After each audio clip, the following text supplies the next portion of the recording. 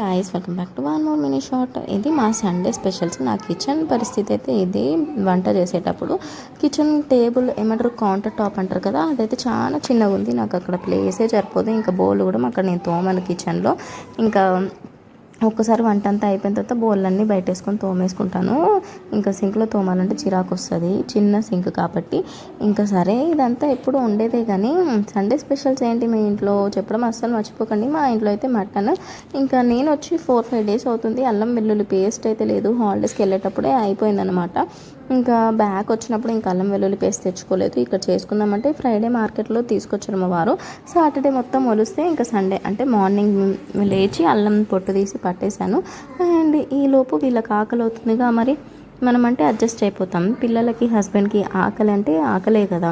So అందుకనే yellow rice అయితే చేసేసాను. అది కూడా నువ్వుల నూనె వేసి ఎల్లో రైస్ చేశాను. ఇంట్లో ఆయిల్ లేదండి. మరి సూపర్ మార్కెట్కి వెళ్దామా అంటే అస్సలు కుదరట్లేదు. సరే సండే ఇవాళ వెళ్దామంటే ఇవాళ సూపర్ మార్కెట్ బంద్ ఉందంట. ఇంకేం చేస్తాం, మళ్ళీ మండే రోజే వెళ్ళాలి కదా. ఇంకా పక్కన షాప్లో అయితే ఒక ఆయిల్ ప్యాకెట్ అయితే తెచ్చేసుకున్నాము. ఆయిల్ అయితే రీఫిల్ చేసేసుకుంటున్నాను. ఇంకో 15 డేస్ వరకు వస్తుంది నాకు ఈ ఆయిల్.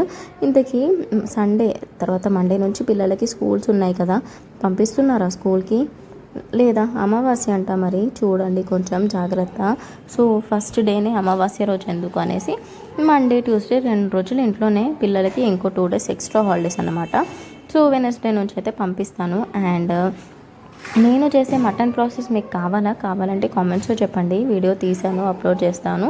అండ్ నా మటన్ అయితే సూపర్గా టేస్టీగా ఉంటుందని చెప్పాను, కానీ ఏదో నాకు వచ్చినట్టు చేస్తాను. అండ్ మా వారు కూడా ఎలాంటి వంకలు పెట్టకుండా తింటారు. అది నాకు చాలా ఇష్టం అన్నమాట. సో ఇక్కడైతే నా మటన్ ప్రాసెస్ అయితే అవుతుంది. మటన్ తెచ్చేలోపు ఆనియన్స్ కట్ చేసి పెట్టేసుకున్నాను.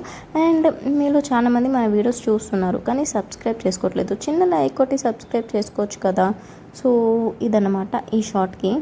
ఇంకా వేడిగా మటన్ అవుతుంటే పక్కకి ధనియాల పొడి కావాలి కదా, మరి అందుకనే ధనియాల పొడి కూడా, ధనియాల పట్టి అదేనండి మంచిగా వేయించేసుకొని పట్టి పెట్టేసుకున్నాను. ఇంకో 15 డేస్ వరకు రెస్ట్ అన్నమాట. ఈ ధనియాల పొడితో ఎలాంటి బాధ లేదు. ఇలా ఒక గ్లాస్ జార్లో వేసి పెట్టుకుంటే ఇంకో 15-20 డేస్ వరకు మంచిగా నాకు సరిపోద్ది.